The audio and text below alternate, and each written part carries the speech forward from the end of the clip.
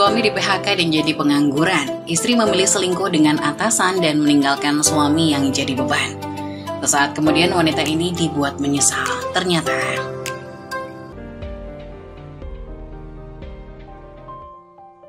suami di PHK dan jadi pengangguran, istri memilih selingkuh dengan atasan dan meninggalkan suami yang jadi beban.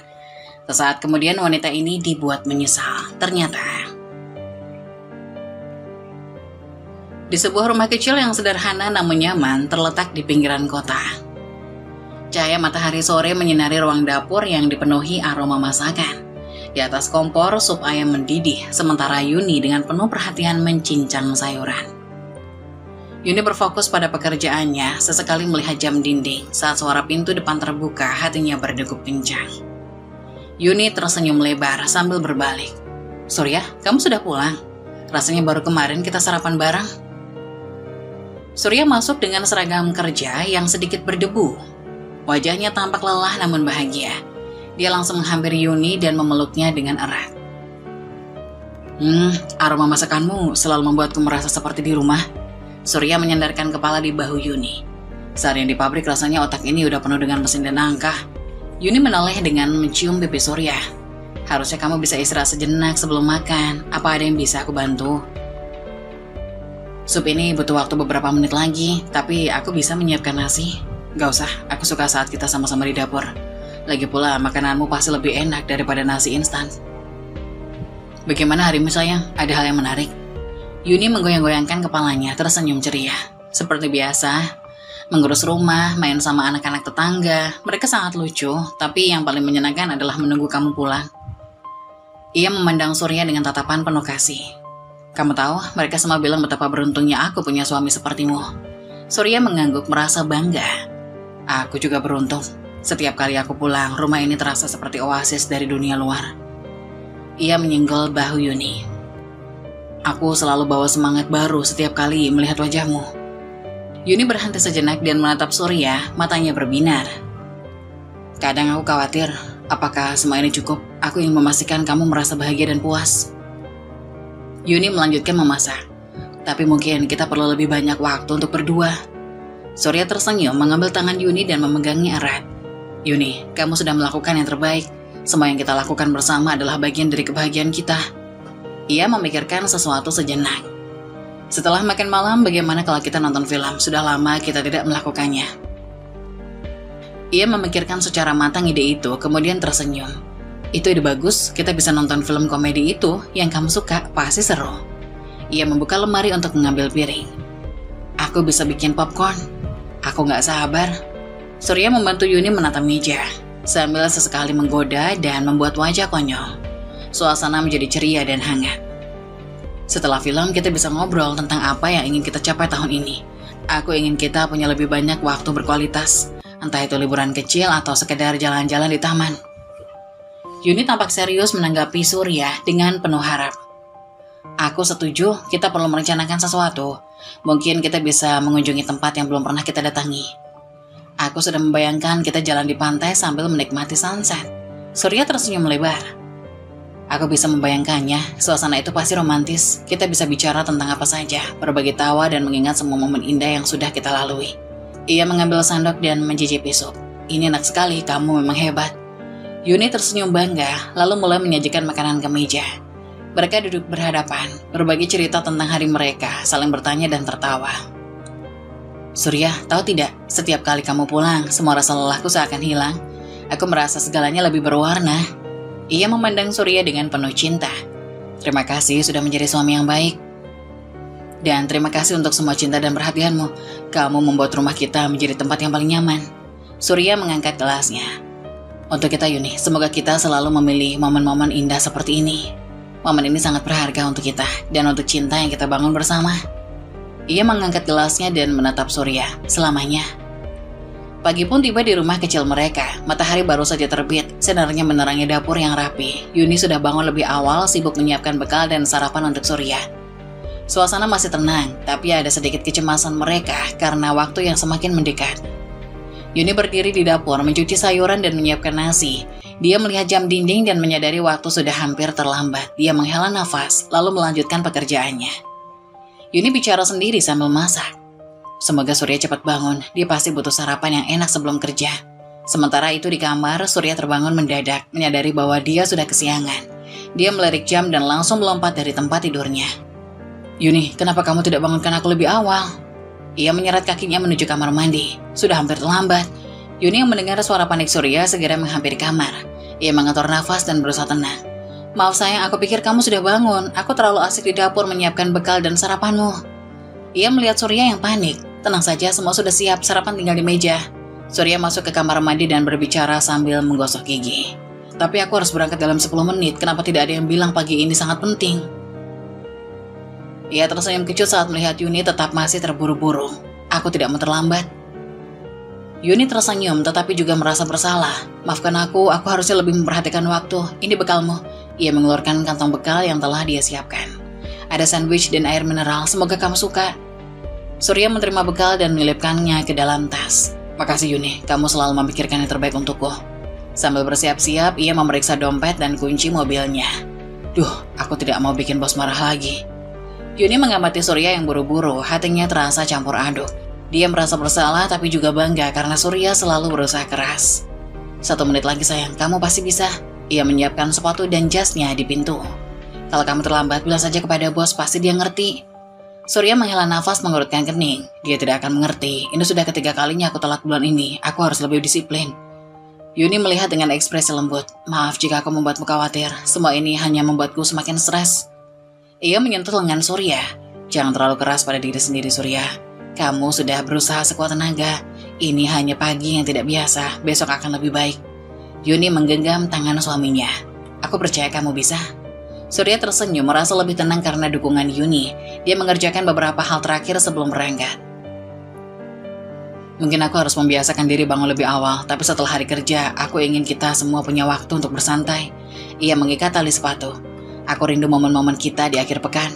Mari kita buat rencana untuk akhir pekan ini. Mungkin piknik di taman atau pergi ke bioskop.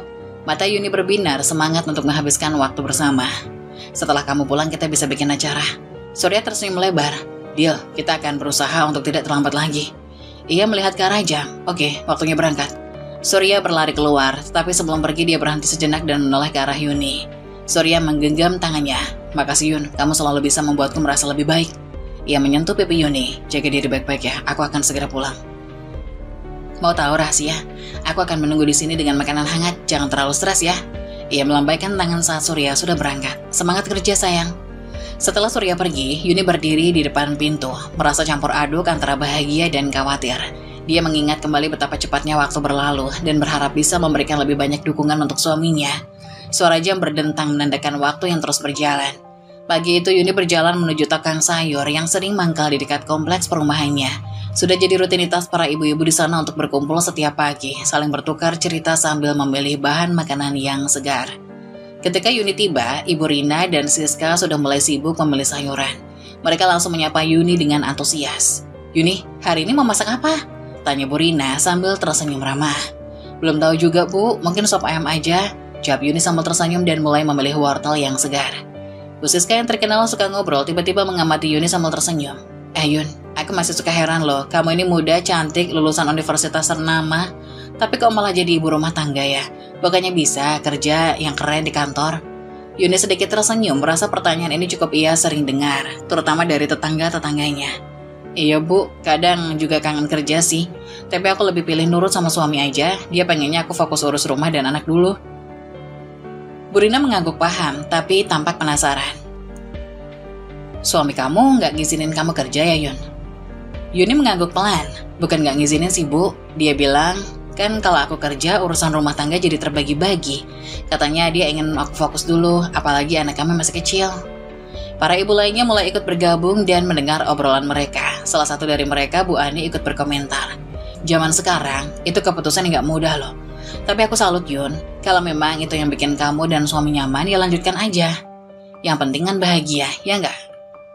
Yuni tersenyum, merasa lega mendapat dukungan. Iya Bu Ani, mungkin sekarang ini memang pilihannya seperti itu. Nggak tahu deh nanti ke depannya. Bu Siska menambahkan, tapi ingat ya Yun, kalau suatu saat kamu ingin kerja lagi atau punya usaha sendiri, nggak ada salahnya dicoba. Siapa tahu suami kamu juga nanti lebih fleksibel kalau anak sudah lebih besar. Yuni mengangguk sambil tersenyum, merasa percakapan ini memberinya semangat baru. Betul juga Bu, makasih ya buat masukannya. Kadang emang suka bingung sendiri, tapi senang rasanya bisa berbagi cerita seperti ini. Para ibu-ibu itu tersenyum sambil melanjutkan memilih sayuran. Obrolan pun bergulir ke topik-topik lain, tapi Yuni merasa sedikit lebih lega.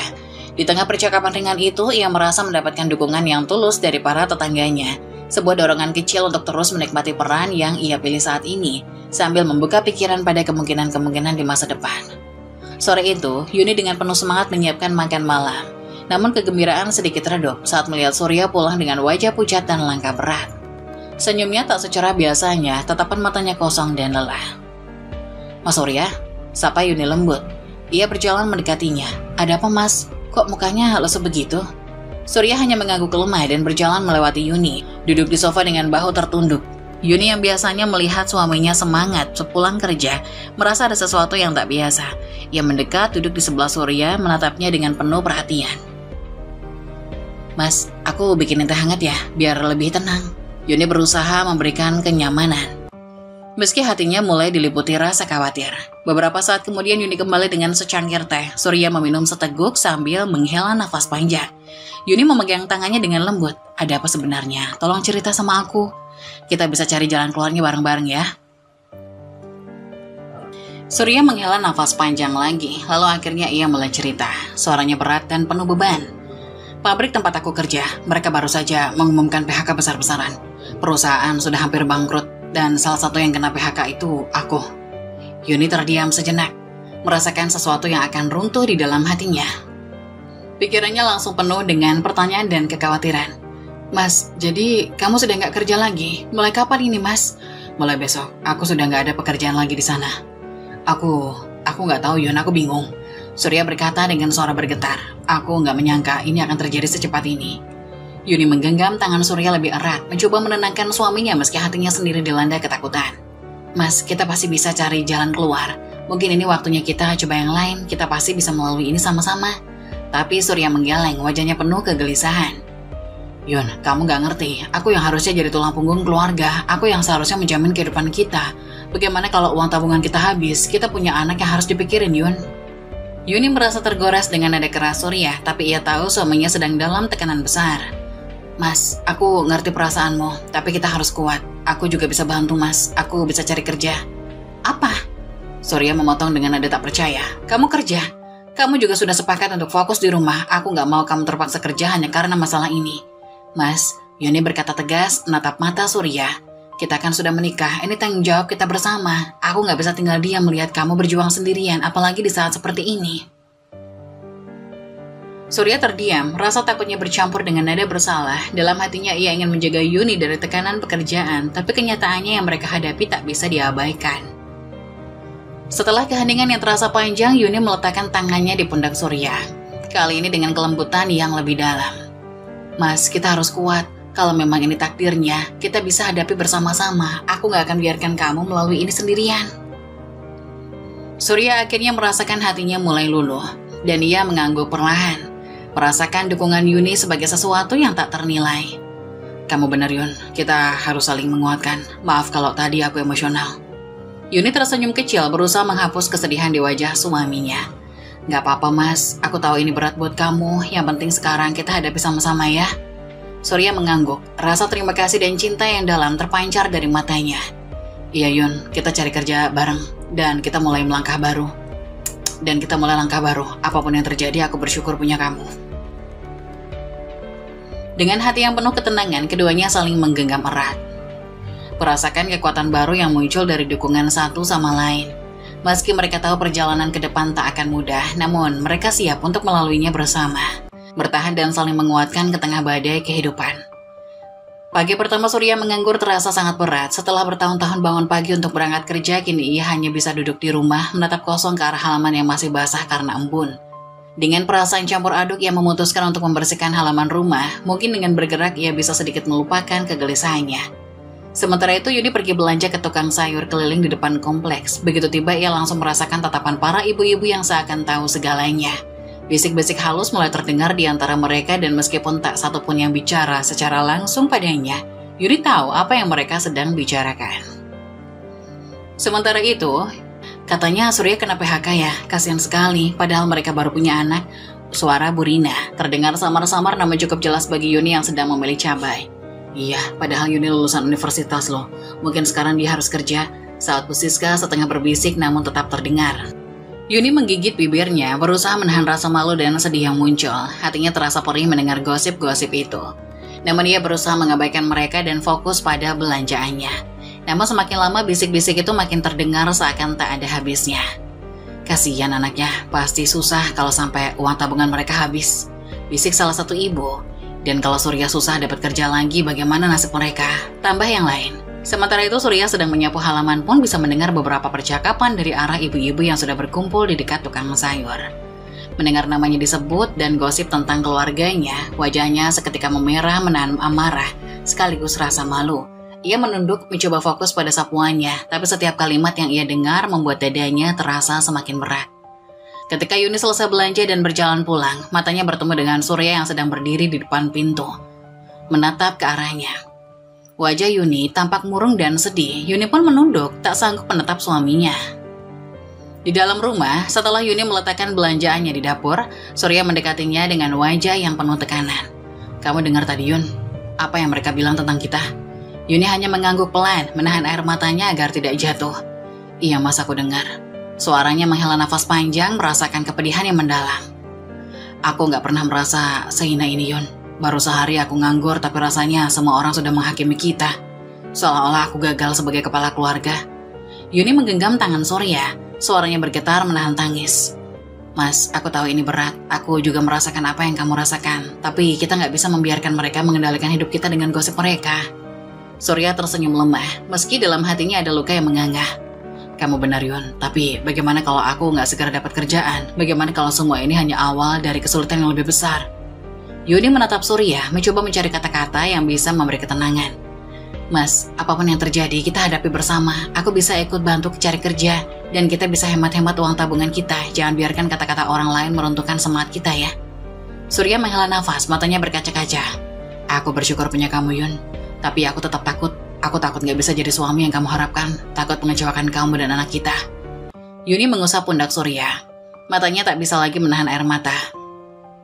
"Mas, aku gak pernah menuntut kamu jadi sempurna. Kamu sudah berjuang keras selama ini. Apapun yang terjadi, kamu tetap suami dan ayah yang baik buat kami." Suasana di dalam rumah sepi, hanya isak tangis Yuni dan Surya yang terdengar pelan. Keduanya berpelukan erat, merasakan kesedihan dan ketakutan yang mengalir bersama. Setelah beberapa saat, Surya menarik nafas dalam-dalam dan berkata, "Kamu benar Yun, kita gak boleh menyerah hanya karena apa yang orang lain pikirkan. Mulai besok kita sama-sama cari kerja. Aku gak akan biarkan orang-orang itu membuat kita merasa kecil." Yuni mengangguk, matanya penuh keyakinan. "Iya mas, ini cuma awal dari perjuangan kita yang baru. Kita pasti bisa melewati ini sama-sama." Dengan tekad baru yang perlahan tumbuh di hati mereka, Surya dan Yuni saling menguatkan, berjanji untuk tidak menyerah pada keadaan atau pandangan orang lain. Mereka tahu perjalanan ini tak akan mudah, tapi mereka siap menghadapi apapun yang menanti mereka di depan bersama. Melihat suaminya terpuruk, Yuni merasa tak tega dan memutuskan untuk mencari pekerjaan. Dengan penuh harapan, ia mencoba menghubungi Lina, teman lamanya yang ia ketahui bekerja di sebuah perusahaan besar. Yuni berharap agar Lina bisa memberinya informasi atau bahkan rekomendasi pekerjaan. Dalam obrolan ini, Yuni membuka hati dan menunjukkan perjuangannya untuk membantu suaminya bangkit. "Halo Yun, wah udah lama kita nggak ngobrol ya, apa kabar?" "Halo Lina, iya lama banget ya, aku baik-baik aja kok, kamu gimana? Semoga sehat-sehat." "Alhamdulillah aku juga baik." Tumben banget kamu telepon, ada apa nih?" Aku lagi ada perlu sih Lin, sebenarnya agak berat juga nih buat ngomonginnya, tapi aku nggak tahu harus gimana lagi." Jangan ragu-ragu Yun, kalau bisa bantu, aku pasti bantu, ceritain aja." "Makasih ya Lin." Gini, Surya lagi kesulitan banget sama kerjaannya sekarang. Udah gak tahu lagi gimana caranya untuk nutup semua kebutuhan keluarga. Aku ngerasa gak tega lihat dia semakin stres tiap hari." "Aduh Yun, pasti berat banget ya. Terus kamu ada rencana gimana?" "Aku kepikiran buat kerja, tapi aku gak punya pengalaman. Makanya aku inget kamu Lin, aku dengar kantormu kadang ada lowongan. Mungkin ada yang cocok buat aku." "Yun, aku paham banget sama kondisi kamu. Kamu sosok istri yang hebat, mau bantu suami di situasi seperti ini. Kebetulan banget Yun, di kantor lagi butuh asisten administrasi. Mungkin kamu bisa coba posisi itu." "Beneran Lin? Tapi aku takut gak bisa, soalnya aku belum punya pengalaman kerja di kantor." Yun, semua bisa dipelajari. Aku percaya kamu bisa. Kalau kamu mau, aku coba bantu ajukan rekomendasi. Kamu siap buat interview dan tes-tes lainnya? Siap, Lin. Apapun akan aku coba. Makasih ya udah mau bantu. Sama-sama. Yun, kamu gak sendiri. Semoga ini bisa jadi awal yang baik buat kamu dan Surya. Aku akan kabarin kapan jadwal interviewnya ya. Makasih Lina, bantuan kamu berarti banget buat keluarga kami. Semoga Allah balas kebaikan kamu ya. Amin. Tetap semangat ya. Kita pasti bisa lewatin semua ini, Yun. Telepon berakhir dengan perasaan haru dan penuh harapan di hati Yuni. Yuni dengan hati yang berdebar penuh harapan pulang ke rumah setelah mendapat kepastian dari Lina bahwa ia akan dipanggil untuk wawancara. Ia ingin segera memberitahu Surya tentang kesempatan ini. Meskipun ada kekhawatiran dalam hatinya bagaimana reaksi suaminya. Di satu sisi ia merasa senang karena bisa membantu. Tapi ia juga tahu Surya mungkin merasa terbebani karena seharusnya ialah yang menafkahi keluarga. Yuni harus meyakinkan Surya bahwa ini adalah usaha mereka bersama. Dan bahwa ia melakukannya demi kebaikan mereka berdua. Yuni pulang ke rumah dan melihat Surya duduk di ruang tamu dengan tatapan kosong. Mas, aku punya kabar baik. Surya menoleh tersenyum tipis. Oh, kabar baik apa deh? Yuni menghela nafas dan tersenyum bahagia. Aku tadi telepon Lina, temanku itu mas. Dia bilang ada lowongan di kantornya. Dan dia mau bantu aku biar bisa dapat posisi asisten administrasi di sana. Surya terkejut tapi berusaha tersenyum. Jadi kamu mau kerja? Kok bisa kepikiran begitu? Mas, aku cuma gak tega lihat kamu begini. Aku tahu, kamu sudah kerja keras. Tapi mungkin sekarang waktunya kita berjuang sama-sama. Surya wajahnya mendung, menundukkan kepala. Dek, ini seharusnya tugas mas. Mas yang bertanggung jawab buat nafkahin keluarga. Rasanya kok mas gak bisa jadi suami yang baik buat kamu. Yuni menggenggam tangan Surya dengan lembut. Jangan bicara begitu. Semua yang kita lakukan ini buat keluarga kita kan. Gak ada aturan yang bilang kalau cuma suami yang boleh berjuang. Kita ini satu tim mas, justru aku bangga bisa bantu kamu. Mata Surya berkaca-kaca. Tapi aku khawatir kamu nanti terlalu capek. Kamu kan harus urus rumah tangga juga, apalagi dengan anak-anak. Aku sudah pikirin itu, kita bisa atur waktunya. Lagian anak-anak sekarang udah mulai mandiri. Dan kalau perlu, kita bisa cari bantuan sekali. Aku yakin kita bisa lewatin ini mas, yang penting kita selalu sama-sama. Surya menatap Yuni dengan penuh haru. Makasih dek, kamu emang istri yang luar biasa. Maafin aku kalau aku belum bisa jadi suami sesuai harapan kamu. Mas, kamu udah jadi suami yang baik dan berusaha keras untuk keluarga. Kita sama-sama mendukung ya. Siapa tahu ini malah bisa membuka peluang baru buat kita. Surya mengangguk dan memeluk Yuni erat. Iya dek, terima kasih ya. Mas berjanji akan berusaha lebih keras. Semoga dengan ini keadaan kita bisa jadi lebih baik. Dengan perasaan yang campur aduk antara bahagia dan haru, Surya akhirnya menyambut keputusan Yuni dengan hati lapang. Ia berjanji untuk terus berjuang demi keluarga mereka. Dan bersama-sama mereka bertekad melewati setiap tantangan yang datang. Bagi Yuni, pengorbanan kecil ini adalah bentuk cinta dan kesetiaannya pada suami dan keluarga. Sementara itu Surya merasa semakin dikuatkan oleh kehadiran Yuni di sisinya yang selalu setia dan penuh pengertian. Yuni sedang duduk di meja kerjanya, menyelesaikan laporan. Rina dan Maya mendekat sambil tertawa kecil lalu berdiri di sampingnya dengan sikap merendahkan. Wah Yuni, keren banget loh ya. Kamu tuh hebat, bisa kerja keras dan lembur tiap hari demi keluarga. Pasti capek ya. Suamimu santai banget dong di rumah. Yuni berusaha tetap tenang, meskipun terasa ada api yang berkobar di dalam dadanya. Iya, ini demi keluarga, toh aku juga senang bisa membantu. Maya tertawa kecil dan mencibir. Senang bantu. Lebih kayak kamu sekarang yang berperan sebagai kepala rumah tangga ya Yun? Kalau laki-laki biasanya malu loh kalau istrinya cari nafkah. Betul, tapi mungkin Surya beda. Mungkin dia malah nyaman ya Yun, punya istri yang capek-capek kerja sementara dia bisa layah-layah di rumah. Iri ah. Rina dan Maya tertawa sinis, membuat Yuni semakin merasa terhina. Ia berusaha tetap fokus pada pekerjaannya, tapi kedua temannya terus memancing. Tapi kamu gak takut nanti malah jadi kebiasaan Yun? Lama-lama Surya bisa ketagihan loh. Kebiasaan hidup santai dan gak kerja tuh bahaya, apalagi buat laki-laki. Gak malu ya Yun? Yuni mengepalkan tangan di bawah meja menahan amarah, namun tetap berusaha tersenyum meski tampak dipaksakan. Ya mungkin sekarang waktunya memang begini dulu, nanti juga Mas Surya pasti akan kerja lagi. Tapi Yun, kok kamu bisa sabar banget sih? Kalau aku, mungkin aku udah marah-marah suamiku kalau sampai kayak gitu. Masa istri capek-capek kerja, suami cuma diam di rumah? Kayaknya Surya udah nyaman banget tuh jadi raja di rumah. Maya menimpali. Bener Yun, istri yang hebat tuh kayak kamu ini. Kamu tuh udah lebih dari sekedar istri loh. Kamu sekarang yang jadi pahlawan buat keluarga. Gila, cowok mana lagi yang bisa segitu santainya kayak Surya? Punya suami santai kayak gitu, kamu gak ngerasa aneh, Yun? Yuni semakin merasa direndahkan, apalagi Maya dan Rina tertawa mengejek seakan Surya tak ada harganya. Hatinya penuh amarah, tetapi ia tak ingin memberi kesan kalau perkataan mereka mempengaruhinya. Yuni membalas dengan nada yang terdengar sangat dingin. Yang penting aku dan Mas Surya bisa saling dukung. Rina, Maya, gak semua hal harus langsung berhasil. Saling dukung? Iya kali. Tapi rasanya ini kamu yang dukung penuh, Yun. Suamimu di rumah, leha-leha, gak ngapa-ngapain. Mungkin bahkan nonton TV sambil makan siang. Gak tahu malu banget ya. Maya tertawa sambil menutup mulut. Rina gak boleh gitu. Yuni kan suka lihat suaminya bahagia di rumah tanpa harus ngapa-ngapain. Kira-kira Yun, berapa lama lagi kamu tahan kondisi ini? Iya betul, soalnya kamu ini sabarnya luar biasa, Yun. Aku tuh salut banget.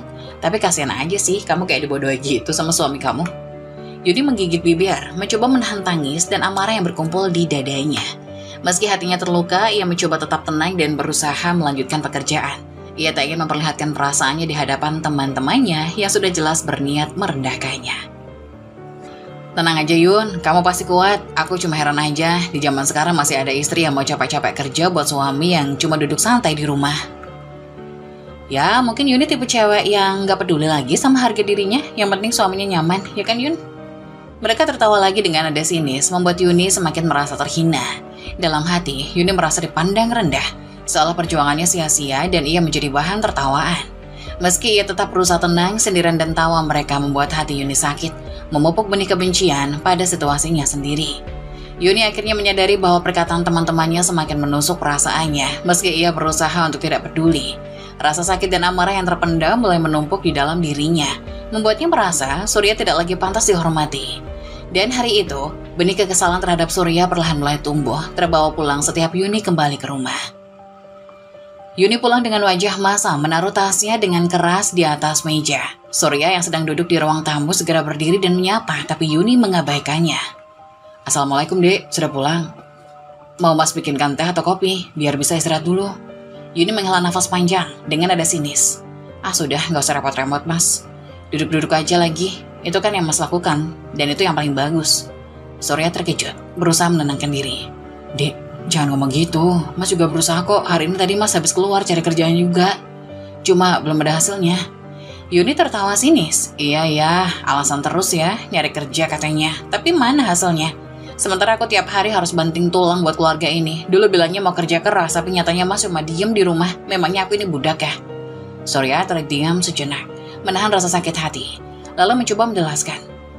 Dek, bukan maksud mas diam aja. Mas sudah berusaha, tapi mungkin sekarang memang belum ada kesempatan. Aduh, dengar ya mas. Sekarang aku yang kerja, aku yang biayai semuanya. Jadi coba dihargai itu, jangan cuma leha-leha. Coba bantu bersihin rumah kek, masak kek, minimal ada gunanya lah, jangan cuma jadi beban. Surya mencoba tetap sabar, meski wajahnya sedih. Dek, mas gak pernah berniat jadi beban buat kamu.